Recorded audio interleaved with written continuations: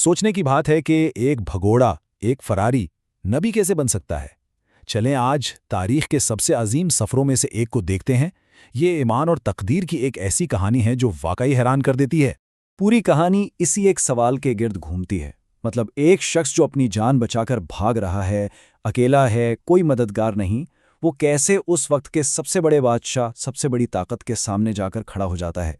चलें इस सवाल को खोल कर देखते हैं। तो कहानी शुरू होती है मिस्र के शानदार महलात से। यहाँ मूसा अलैहिस्सलाम एक शहजादे की जिंदगी गुजार रहे थे, लेकिन बस एक लम्हा और उनकी दुनिया हमेशा के लिए पलटने वाली थी। जरा सोचिए तो, मिस्र के महलात जहाँ मूसा अलैहिस्सलाम के पास सब कुछ था, इज्जत, दौलत, ताकत, एक शहजादे की जिंदगी थी, लेकिन किस्मत ने उनके लिए कुछ और ही सोच रखा था। एक झगड़े से बात शुरू हुई, एक गैर इरादी कत्ल हो गया और फिर ऐन मौके पर एक वार्निंग मिली जिससे जान बची। बस इन चंद लम्हों में मूसा अलैहिस्सलाम की पूरी जिंदगी उलट गई। उन्हें सब कुछ, अपना घर, अपना मर्तबा, सब पीछे छोड़कर भागना पड़ा। एक शहजादे से सीधा एक भगोड़ा। अब सहरा की तन्हाई है और मूसा अलैहिस्सलाम के पास कुछ भी नहीं। तकदीर उन्हें मदियन शहर की तरफ ले आई और यहीं एक कुएं पर एक ऐसी मुलाकात होने वाली थी जो उनकी जिंदगी का रुख हमेशा के लिए बदल देगी। मदियन के कुएं पर जब वो थके हारे पहुंचे तो उन्होंने देखा कि चरवाहों का एक हुजूम है। सब अपने जानवरों को पानी पिला रहे हैं, लेकिन दो खवातीन वो हया से, सब्र से एक तरफ खड़ी इंतजार कर रही थीं। उनका यही वकार, यही तहजीब थी जिसने मूसा अलैहिस्सलाम की तवज्जो खींच ली। और फिर मूसा अलैहिस्सलाम ने वो काम किया जो वहां कोई और नहीं कर रहा था। उन्होंने बिना एक लम्हा सोचे उस भारी पत्थर को अकेले ही हटा दिया, जिसे उठाने के लिए कहते हैं 10 आदमी लगते थे। ये सिर्फ ताकत का मुजाहरा नहीं था, बिल्कुल नहीं। ये उनकी हमदर्दी और उनके किरदार की मजबूती का सबूत था। इन खवातीन की मदद करने के बाद जब वो एक दरख्त के साये में अकेले बैठे तो सोचिए उनकी हालत, बिल्कुल बेबस। इसी आलम में उनके दिल से ये दुआ निकली, ऐ मेरे रब, मैं इस हर भलाई का मोहताज हूं जो तू मेरी तरफ भेज दे। और बस यही दुआ थी जिसने सब कुछ बदल कर रख दिया। मूसा अलैहिस्सलाम की दुआ का जवाब इतनी जल्दी और ऐसे आया जिसकी उन्हें तवक्को भी नहीं थी।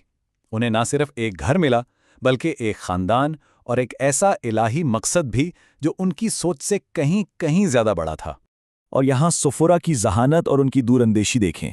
उन्होंने अपने वालिद हज़रत शुएब अलैहिस्सलाम से जाकर कहा, बेशक बेहतरीन शख्स जिसे आप काम पर रखें वो है जो ताकतवर भी हो और अमीन भी।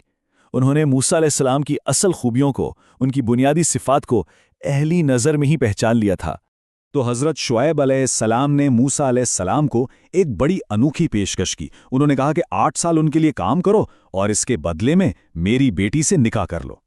ये कोई आम कारोबारी मामला नहीं था, नहीं, ये किरदार और एतमाद पर मबनी एक अहद था। और इसका गवाह अल्लाह को बनाया गया। कई साल गुजर गए। मूसा अलैहिस्सलाम ने अपना वादा पूरा किया और अब वो अपनी फैमिली के साथ एक सर्द रात में सफ़र कर रहे थे।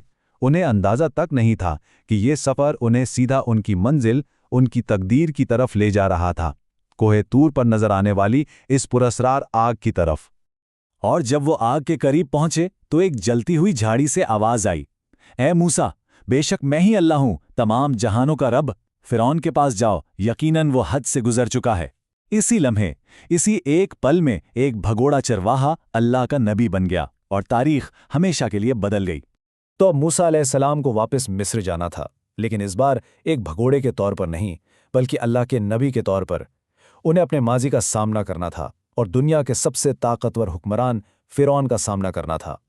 फिरौन ने उन्हें देखते ही इनके माजी का ताना दिया, क्या तुम वही नहीं हो जिसने एक आदमी को कत्ल किया और यहां से भाग गया था? लेकिन मूसा अलैहिस्सलाम ने निहायत सुकून से जवाब दिया। उनकी आवाज में अब एक इलाही, एक खुदाई इख्तियार था। ये तकब्बुर और हक के दरमियान टकराव था।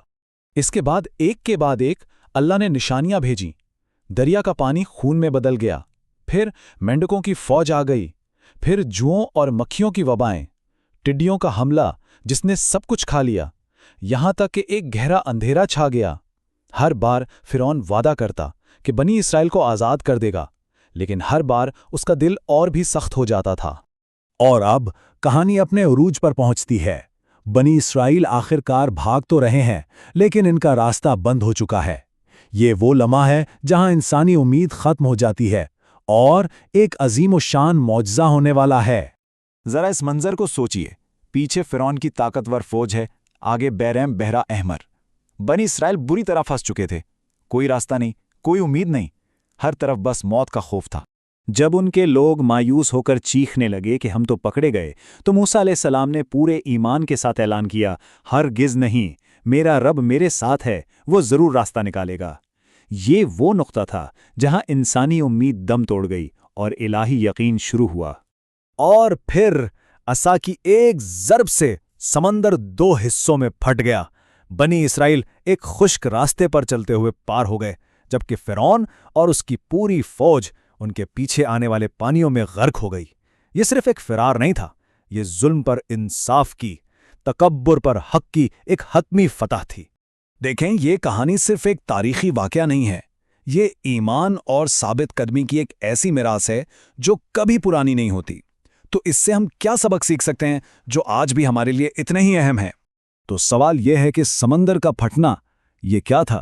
ایک خالص معجزہ، یعنی خدا کا ایک ایسا کام جس نے فطرت کے قوانین کو معطل کر دیا، یا پھر اس کی کوئی سائنسی وضاحت ہو سکتی ہے، جیسے کہ ایک انتہائی طاقتور ہوا جس نے پانی کو پیچھے دھکیل دیا ہو۔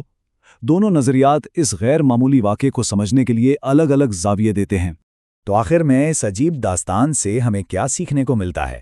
ناممکن حالات میں ایمان، ظلم کے خلاف کھڑے ہونے کی ہمت، سچی دعا کی طاقت، اور ہاں، سفورہ جیسے ساتھیوں کی خاموش لیکن مستقل حمایت، اور یہ کہ الہی مدد اکثر تب پہنچتی ہے جب انسانی امید بالکل ختم ہو جاتی ہے۔